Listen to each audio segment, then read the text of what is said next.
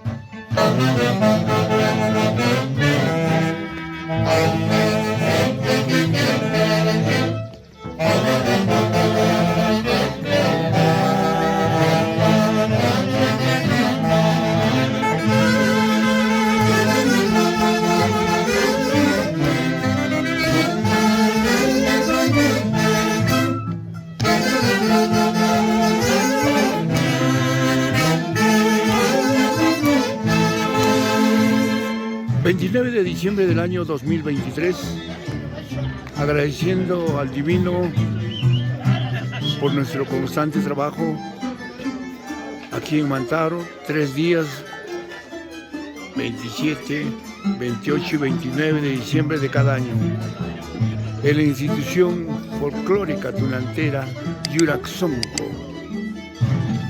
Este año cumplimos 28 años acompañando a esta institución tunantera, y desde ya quedamos muy agradecidos a la familia Tobar Espinosa. Gracias a Lindor, gracias Juan, gracias de todo corazón. Maite, los quiero mucho. Hace de Oyucachi.